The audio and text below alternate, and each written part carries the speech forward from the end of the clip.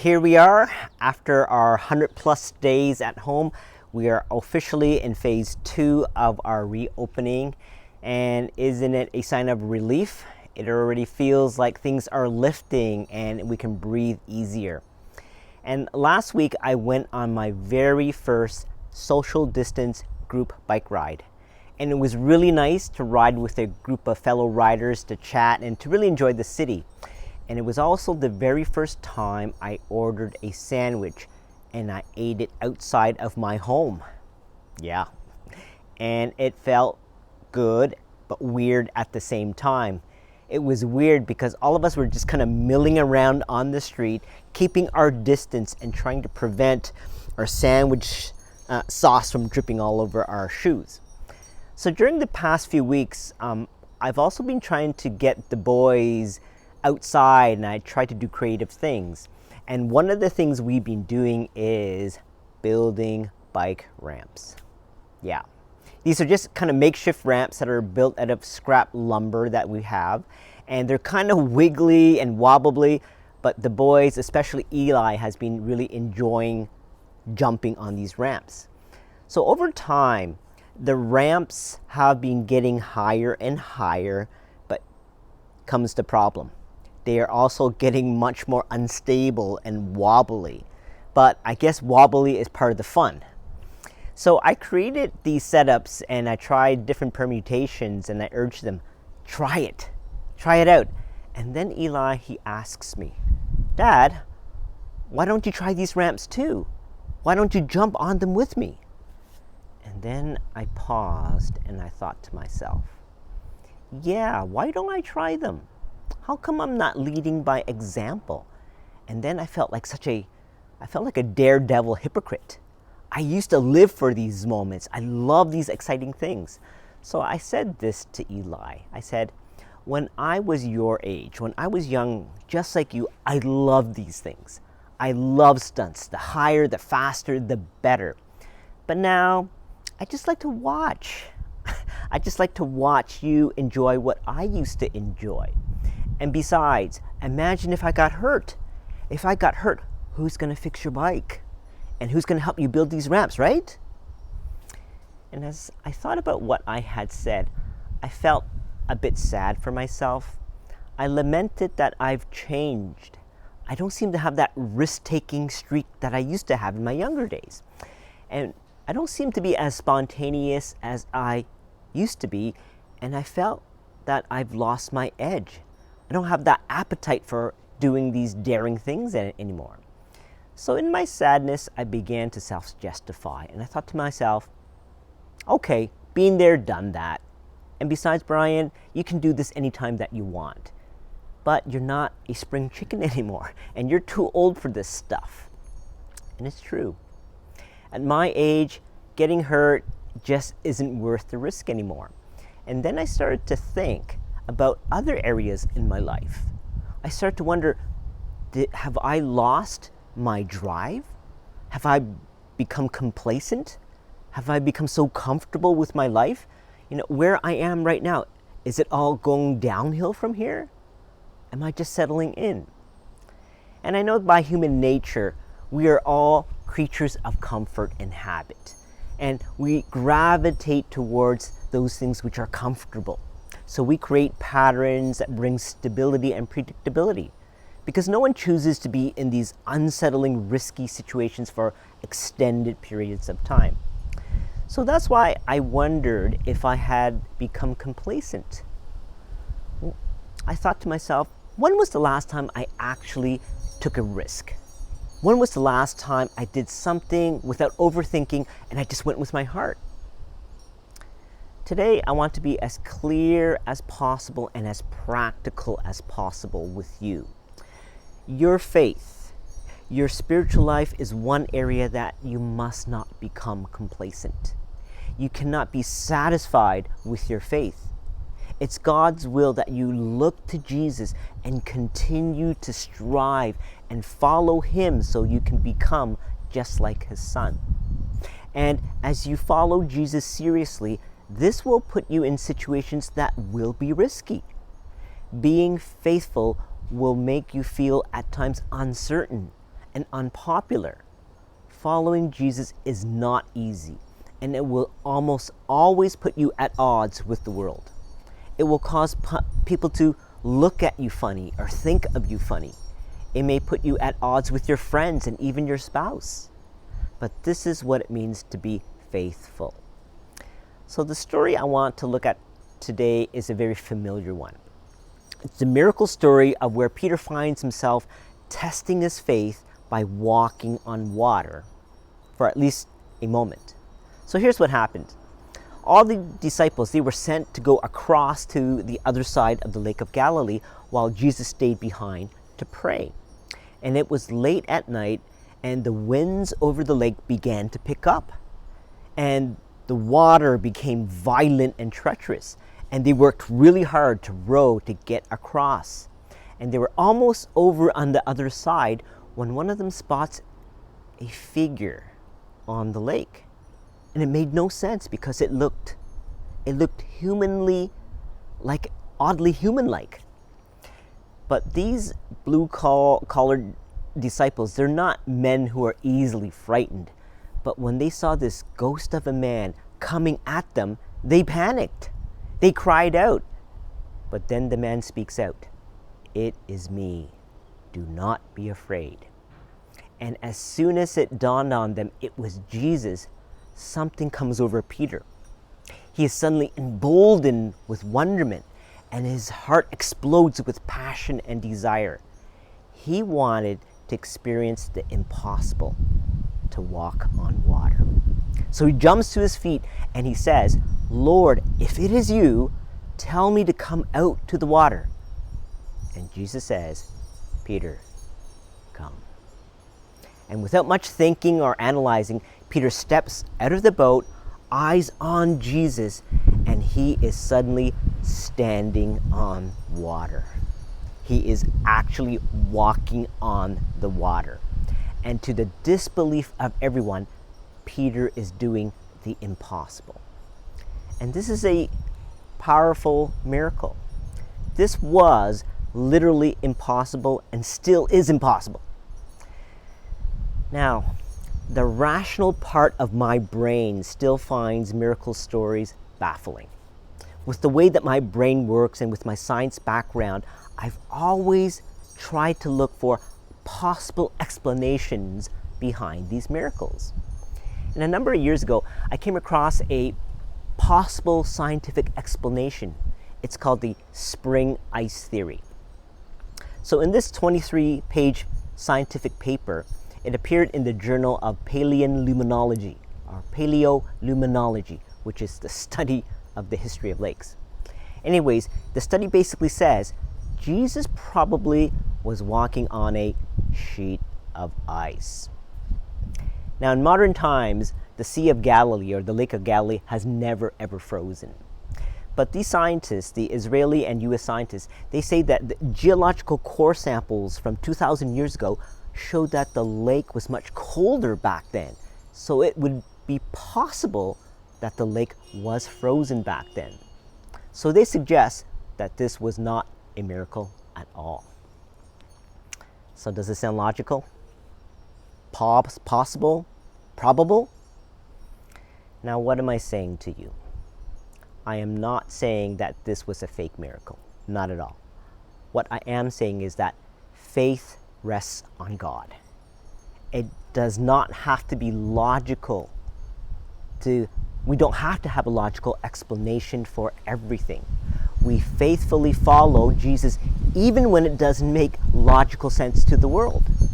Following God and being faithful will often go against the most logical reasons. Faith will always baffle the strongest scientific arguments. And I'm not saying that we don't use our rational brains. No, that's not true. We do use our minds, which God has given us. But faithfulness means, very simply, you are a risk taker. You will follow and trust Jesus leading you, even when it seems foolish to the world. So look at Peter. The 11 friends who were sitting in that boat. To them, Peter sounded foolish. He acted foolish. Who in their right mind could think they could ever walk on water? But Peter leapt at the opportunity and he put his faith and trust in Jesus, who allowed him to do the impossible. And this is what it means to be faithful. And what would you say the definition of faithfulness is? You know it already. Faithfulness is what? Very simply, faithfulness is actually living out what you believe. Faithfulness is actually living out what you believe. And in your minds and in your hearts, what you believe is how you live your life. So for those who are married and are watching, the day that you said, I do, when you said I do to your lover, you meant what you said, right? Faithfulness wasn't just a good idea or some theory. When you said I do, you chose to be faithful to your spouse for the rest of your life. Question: is a faithful marriage always predictable? Is it smooth seas and easy sailing? Absolutely not. It is hard. It is difficult. It's unpredictable. And there are parts of marriage that you wish you could do over again and restart because it's so unpredictable and uncomfortable. But this is what it means to be faithful to each other, trusting in God in better or in worse. So faithfulness means taking risks. Faithfulness essentially is risk-taking. It means getting out of the safety of the boat that you're in. Think about this question. When was the last time you took a risk? A chance? When was the last time it was a real risk, as in that decision could really put you out there? It could result in a failure or a blessing. Some of you are more risk adversive, meaning that you're more careful because risk brings anxiety. You feel fearful because you can't control, you don't know what the outcome will be. So when you move out of that comfort zone, you begin to feel anxious because you don't know what will happen. And we all understand that risk aversion can be a good thing. It's what actually keeps you and your family safe. And this has allowed our ancient ancestor to flee from lions instead of chasing after them. And it prevents you from licking doorbells or doorknobs or other silly challenges. So someone who's always risk aversive typically believes this: we've always done it this way, so we will always do it this way. And with this kind of thinking, there's no space for creativity. There's no interest in hearing other options to solve a problem. Risk aversion tends to mean you won't even try.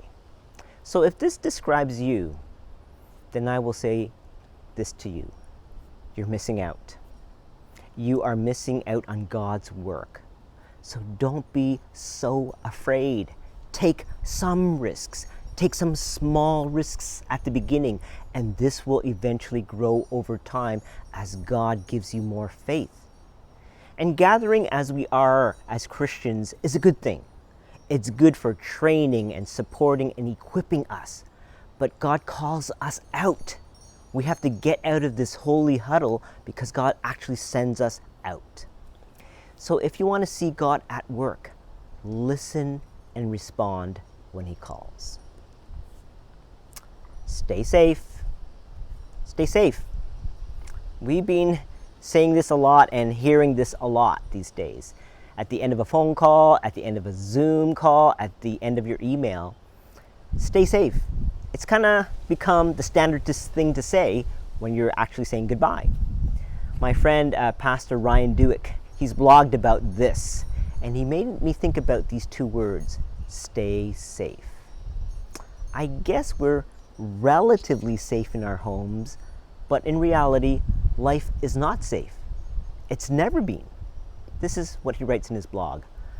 COVID-19 is simply laying bare in acute form what is always true for each one of us.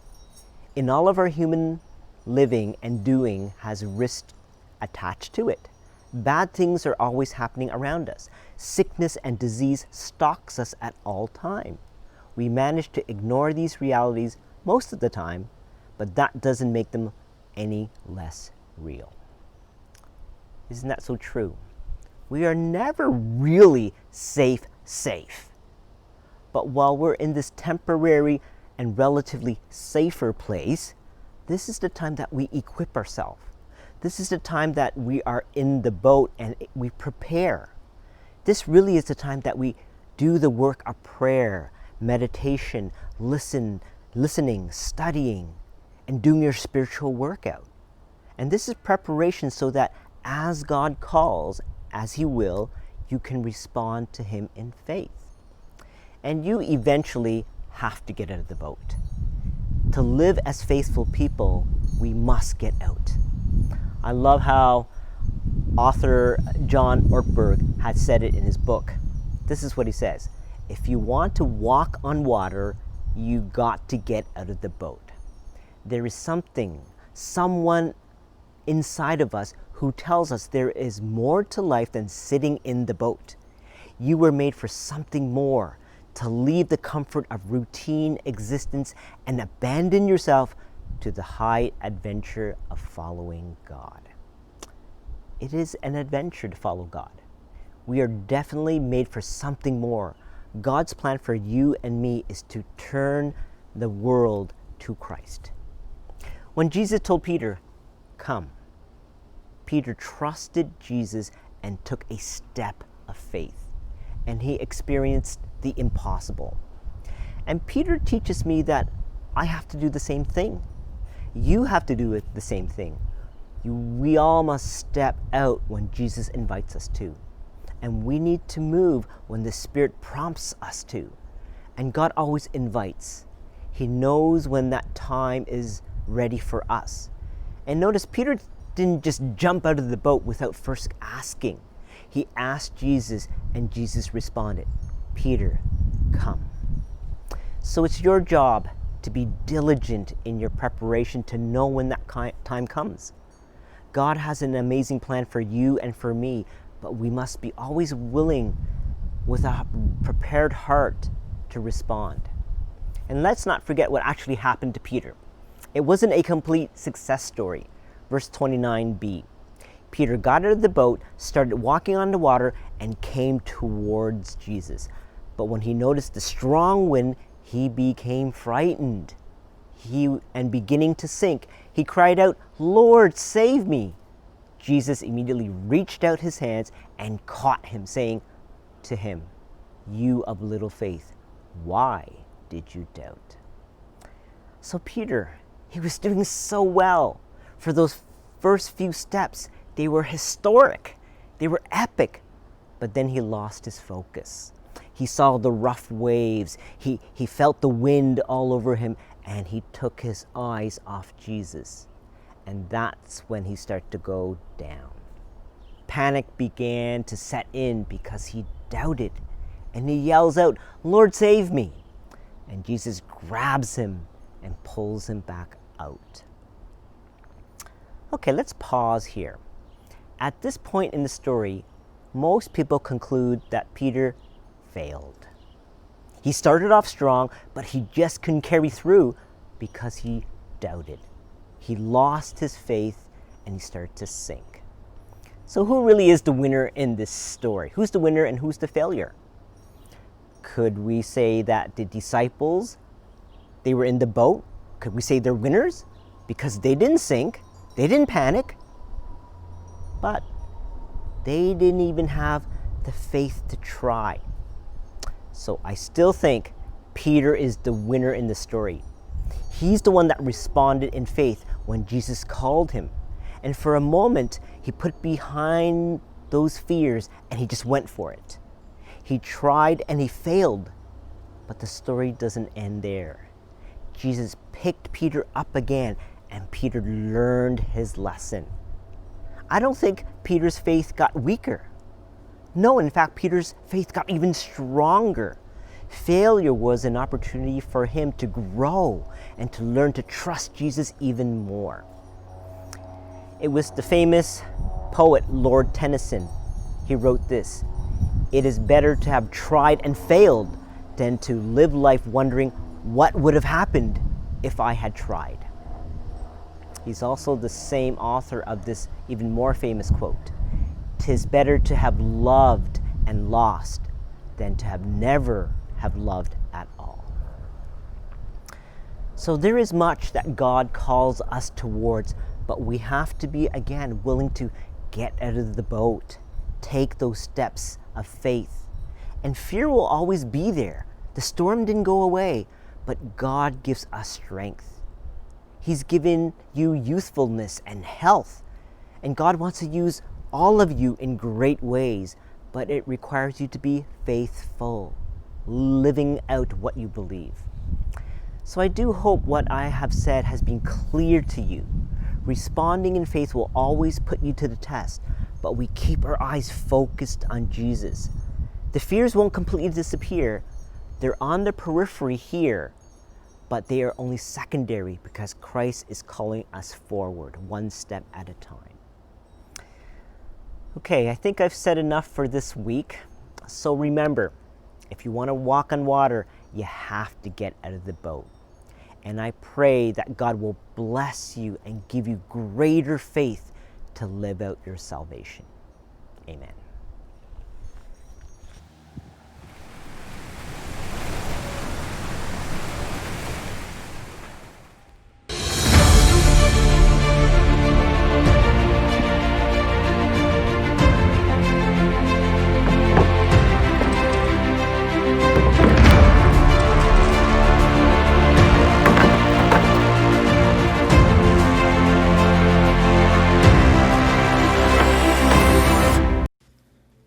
Still got it. If you want to walk on water, you have to get out of the boat.